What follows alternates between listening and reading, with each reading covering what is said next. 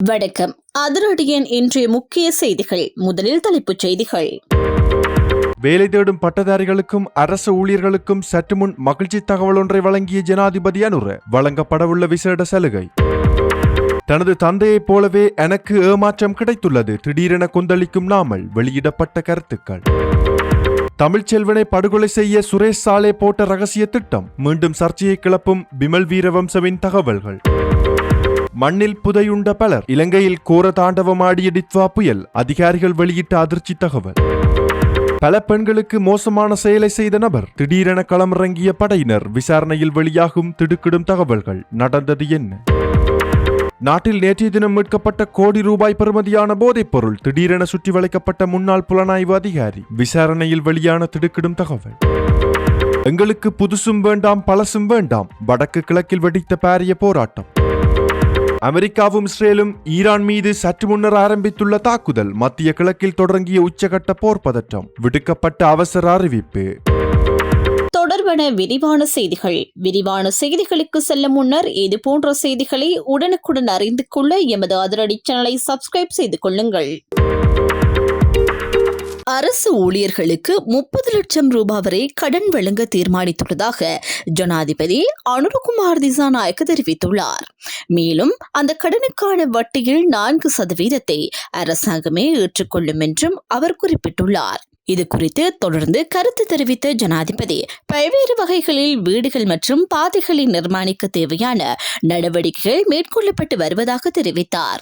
சிறு மற்றும் மத்திய தொழில் முயற்சியாளர்களுக்கு சலுகை அடிப்படையிலான கடன்களை வழங்குவதற்காக 96,000 மில்லியன் ரூபாய் ஒதுக்கப்பட்டுள்ளதாகவும் கிராமிய இளைஞர்கள் தங்களது தொழில் திட்டங்களை முன்வைத்து நிதி பெற முடியும் என்றும் அவர் கூறினார். வங்கிகளூடாக கைத்தொழில்களுக்கு கடன் வழங்குவதற்கான ஆலோசனைகளும் வழங்கப்பட்டுள்ளதாக தெரிவித்தார். மேலும் 73,000 பேரை அரசு சேவைக்கு உள்வாங்க அனுமதி வழங்கப்பட்டுள்ளதாகவும் 23,000 ஆசிரியர்கள் நியமிக்கப்பட உள்ளதாகவும் போலீஸ் துறைக்கு 10,000 பேரை இணைத்துக் கொள்ள திட்டமிடப்பட்டுள்ளதாகவும் ஜனாதிபதி கூறினார். இந்த வகையில் பொருளாதார வெற்றியை கிராமங்கள் வரை கொண்டு செல்ல பல்வேறு திட்டங்கள் தயாரிக்கப்பட்டு வருவதாக அவர் தெரிவித்தார். டிட்வா சூறாவளி ஏற்பட்ட காலத்தில் வரவு செலவு திட்டம் ஏற்கனவே தயாரிக்கப்பட்டிருந்ததாகவும் அந்த சூறாவளியால் ஏற்பட்ட பாதிப்புகளுக்கு கூடுதலாக 50,000 கோடி ரூபாய் ஒதுக்கப்பட்டதாகவும் அவர் கூறினார். இழப்பீடு வழங்கும் தொகைகளும் அதிகரிக்கப்பட்டுள்ளதாகவும் இதற்காக புதிதாக பணம் அச்சிடப்படவில்லை என்றும் அவர் வலியுறுத்தினார். திரைசேரியில் ஏற்கனவே உள்ள நிதியை பயன்படுத்தப்பட்டதாகவும் திரைசேரிக்கு கிடைக்க வேண்டிய அனைத்து வருமானங்களையும் பெற்றுக்கொள்ள நடவடிக்கை எடுத்து வருவதாகவும் ஜனாதிபதி தெரிவித்தார். வறுமையை ஒழிப்பது அவசியம் என்றும் வறுமை என்பது ஒரு சமூக அவலம் என்றும் அவர் கூறினார். பொருளாதாரத்தின் நன்மைகள் சாதாரண மக்களை சென்றடைய வேண்டும் என்றும் அரசு ஊழியர்களின் சம்பளம் ஏற்கனவே அதிகரிக்கப்பட்டுள்ளதாகவும் தெரிவித்தார். இந்த ஆண்டுக்கான சம்பள அதிகரிப்பிற்காக 11 கோடி ரூபாய் ஒதுக்கப்பட்டுள்ளதாகவும் அவர் குறிப்பிட்டார். இந்த சமூக அவல நிலையை முடிவுக்கு கொண்டு வருவதில் அனைவருக்கும் பங்கு இருப்பதாகவும் இந்த விடயத்தில் பூரண அளிப்பு பத்திரம் வழங்கப்படுவது ஒரு தனித்துவமான வாய்ப்பாகும் என்றும் ஜனாதிபதி அனுரகுமார் திசாநாயக்க மேலும் தெரிவித்துள்ளார். தனது தந்தையான முன்னாள் ஜனாதிபதி மஹிந்த ராஜபக்சவுக்கும் தனக்கும் ஆக்ஸ்போர்ட் பல்கலைக்கழகத்தில் சொற்பொழிவு நிகழ்த்த முடியாத நிலை ஏற்பட்டுள்ளதாக நாமல் ராஜபக்ச தெரிவித்துள்ளார். பிரித்தானியாவில் வாழும் புலம்பெயர் தமிழர்களால் ஏற்படுத்தப்பட்ட கடும் அழுத்தம் காரணமாகவே மஹிந்த ராஜபக்ச மற்றும் தன்னுடைய உரையாற்றும் வாய்ப்பு தடுக்கப்பட்டதாக அவர் குறிப்பிட்டுள்ளார். இந்த விடயத்தை பிரித்தானிய பிரபுக்கள் சபையின் உறுப்பினரும் இலங்கை தொடர்பான இங்கிலாந்து அனைத்து கட்சி நாடாளுமன்ற குழுவின் முன்னாள் தலைவருமான மைக்கேல் மோரிஸ் அவர்களிடம் நாடாளுமன்ற உறுப்பினர் நாமல் ராஜபக்ச தெரிவித்துள்ளார். இருவருக்கு இடையிலான நேரடி சந்திப்பின் போது இந்த விடயம் தொடர்பான தனது கவலையை நாமல் ராஜபக்ச வெளிப்படுத்தியுள்ளார். அதே சந்தர்ப்பத்தில் இலங்கை மற்றும் பிரித்தானியா ஆகிய இரு நாடுகளுக்கும் இடையிலான பொருளாதார உறவுகளை மேலும் வலுப்படுத்த வேண்டியதன் அவசியம் குறித்தும் முதலீட்டு வாய்ப்புகள் மற்றும் பொருளாதார திட்டங்கள் குறித்தும் அவர் தெளிவுபடுத்தியுள்ளார். இதனிடையே ஆக்ஸ்போர்ட் யூனியன் மற்றும் கேம்பிரிட்ஜ் யூனியன் சங்கங்களின் சொற்பொழிவுகளை வழங்குவதற்காக சென்றிருந்த நாடாளுமன்ற உறுப்பினர் நாமல் ராஜபக்சவுக்கு எதிராக முன்னெடுக்கப்பட்ட போராட்டங்களும் அதன் காரணமாக அந்த உரைகள் ரத்து செய்யப்பட்டமையும் கடந்த வாரம் பரவலான பேசுபொருளாக மாறியிருந்தமை குறிப்பிடத்தக்கது. தமிழீழ விடுதலை புலிகள் அமைப்பின் முக்கியஸ்தரான தமிழ்ச்செல்வமை படுகொலை செய்ய தேவையான முக்கிய புலனாய்வு தகவல்களை வழங்கியவர் அரச புலனாய்வு பிரிவின் முன்னாள் பணிப்பாளரும் ஓய்வு பெற்ற மேஜர் ஜெனரலுமான சுரேஷ் சாலைதான் என தேசிய சுதந்திர முன்னணியின் தலைவரும் முன்னாள் அமைச்சருமான விமல் வீரவன்ச தெரிவித்துள்ளார். கொழும்பில் நேற்று நடைபெற்ற ஊடகவியலாளர் சந்திப்பில் உரையாற்றும் போதே அவர் இந்த கருத்தை வெளியிட்டுள்ளார். இது குறித்து மேலும் கருத்து தெரிவித்த விமல் வீரவன்ச, யுத்த காலத்தில் தமிழீழ விடுதலை புலிகள் அமைப்பின் முக்கிய தலைவரான தமிழ்ச்செல்வன் போன்ற இலக்குகளை வெற்றிகரமாக தாக்குவதற்கு தேவையான துல்லியமான புலனாய்வு தகவல்களை வழங்கி நாட்டுக்காக பாரிய சேவையாற்றிய ஒரு அதிகாரியை இவ்வாறு அரசாங்கம் வேட்டையாடுவது மிகவும் கண்டிக்கத்தக்கது என தெரிவித்தார். போரின் போது மேஜர் ஜெனரல் சுரேஷ் சாலை வழங்கிய சேவை மகத்தானது என்றும் விடுதலை புலிகள் அமைப்பின் முக்கியஸ்தரான தமிழ்ச்செல்வனை இலக்காக கொண்டு தாக்குதல் நடத்த தேவையான புலனாய்வு தகவல்களை வழங்கியவர் அவர்தான் என்றும் விமல் வீரவன்ச வலியுறுத்தினார். புலனாய்வு அமைப்புகள் என்பது எதிரியின் உள்ளே இருந்து செயல்படும் அமைப்புகள் என்பதால் பல்வேறு நபர்களுடன் தொடர்புகளை பேணுவது இயல்பானது என்றும் அவர் குறிப்பிட்டார். அதேபோல் ஈஸ்டர் தாக்குதல் தொடர்பில் ஜக்ரான் ஹாசிம் உள்ளிட்ட தீவிரவாதிகளின் நடவடிக்கைகள் குறித்து நல்லாட்சி அரசாங்கத்தின் பாதுகாப்பு கவுன்சிலுக்கு முதலில் எச்சரிக்கை வழங்கியது சுரேஷ் சாலை மற்றும் அவரது குழுவினரை என்றும் அவர் கூறினார். அந்த எச்சரிக்கைகளை அப்போது புறக்கணித்துவிட்டு இன்று அதே நபரை குற்றம் சாட்ட முயற்சிப்பது முற்றிலும் ஆபத்தானது என விமல் வீரவன்ச தெரிவித்தார். மேலும் வடக்கு மற்றும் கிழக்கு மாகாணங்களில் உள்ள ராணுவ முகாம்களை அகற்றியும் உளவுத்துறை அதிகாரிகளை சிறையில் அடைத்தும் தற்போதைய அரசாங்கம் தேசிய பாதுகாப்பை போற்றிய நிலைக்கு கொண்டு வந்துள்ளதாக அவர் குற்றம் சாட்டினார்.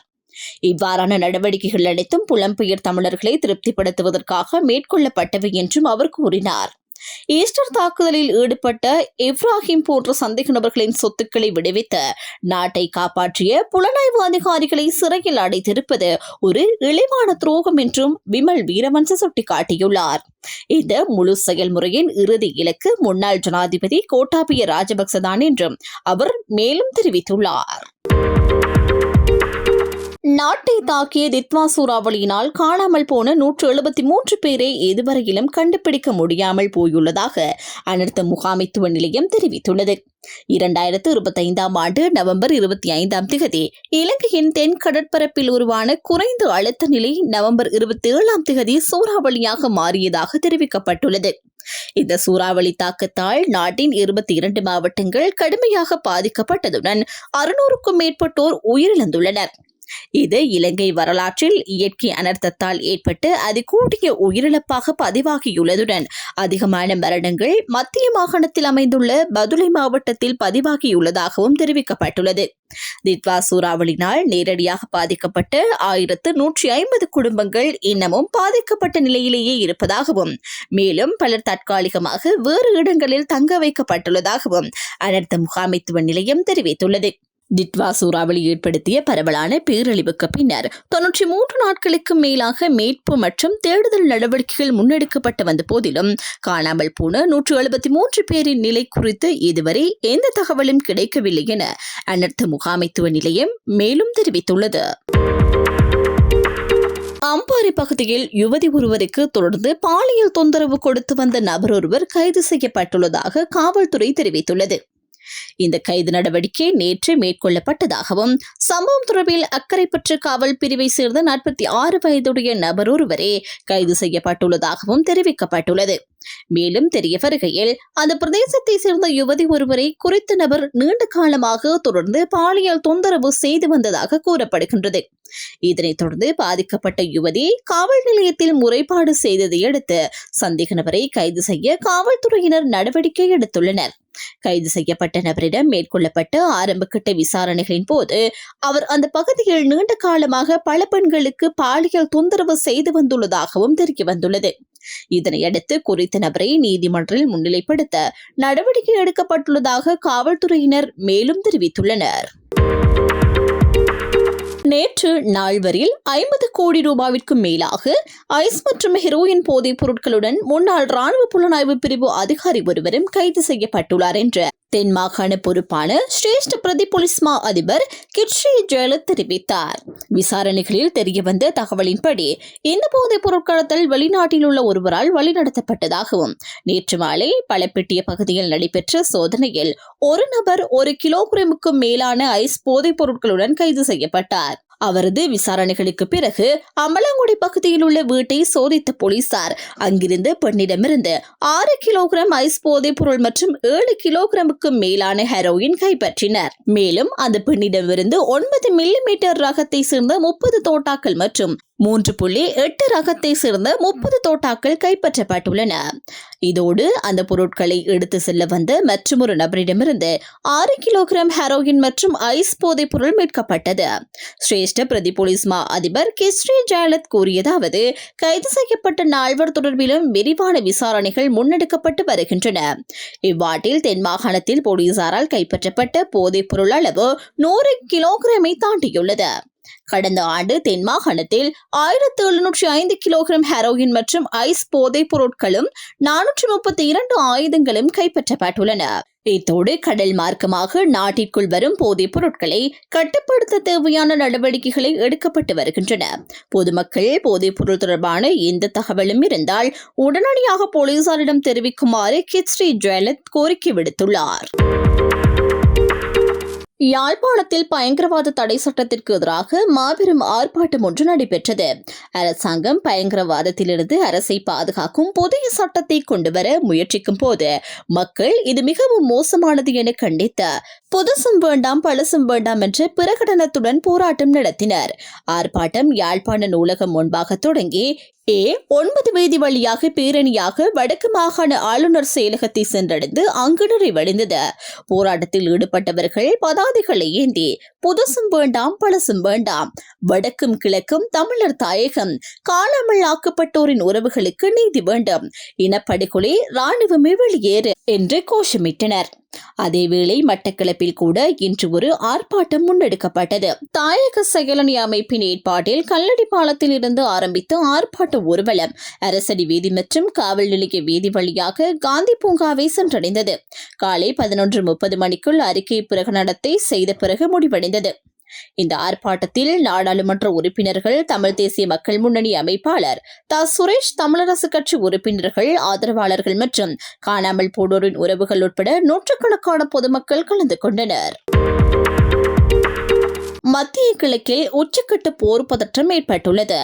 அமெரிக்கா மற்றும் இஸ்ரேல் சமீபத்தில் ஈரான் மீது தாக்குதலை தொடங்கியுள்ளன. ஈரான் மீது மேற்கொள்ளப்பட்ட வான்வழி தாக்குதலில் ஈரானின் தலைமை அலுவலகங்கள், அதிபரின் அதிகாரப்பூர்வ இல்லம் மற்றும் முக்கிய உளவுத்துறை கட்டிடங்கள் உள்ளிட்ட மொத்தம் 30 இடங்கள் சீரழிக்கப்பட்டுள்ளன என்றும் தகவல்கள் தெரிவிக்கின்றன.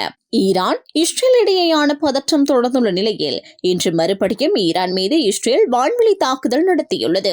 தலைநகர் தெஹ்ரானில் பல இடங்களில் விமான தாக்குதல்கள் நடைபெற்று வருகின்றன. இஸ்ரேல் மீது எதிர்ப்படி தாக்குதல் நடத்தக்கூடும் என்பதால் இஸ்ரேலில் விமான சேவைகள் தற்காலிகமாக நிறுத்தப்பட்டுள்ளது. ஏற்கனவே அமெரிக்கா தனது படைகளை மத்திய கிழக்கில் குவித்து வருகின்றது. இதனால் இஸ்ரேல் ஈரான் மோதல் பொது பதற்றத்தை மேலும் அதிகரித்துள்ளது. இதன் பின்னணி சில நாடுகள் தங்கள் குடிமக்கள் ஈரானிலிருந்து உடனடியாக வெளியேற உத்தரவிட்டுள்ளன. இதில் சீனா, இத்தாலி உள்ளிட்ட நாடுகள் இடம்பெறுகின்றன. அதேவேளை ஜெர்மனி தனது குடிமக்களுக்கு இஸ்ரேலுக்கு பயணம் செய்யாமல் இருக்குமாறு எச்சரித்துள்ளது. இது இப்படி இருக்க சற்று முன் இஸ்ரேலை நோக்கிய ஈரான் ஏவுகணை தாக்குதல்கள் ஆரம்பிக்கப்பட்டுள்ளதாக இஸ்ரேலிய புரட்சிகர காவற்படை தெரிவித்துள்ளது. ஈரானிலிருந்து எத்தனையோ ஏவுகணைகள் இஸ்ரேல் நோக்கி சென்றுள்ளன என்பது ராணுவ ஆய்வில் அடையாளம் காணப்பட்டுள்ளதாக இஸ்ரேலிய ராணுவம் தெரிவித்துள்ளது.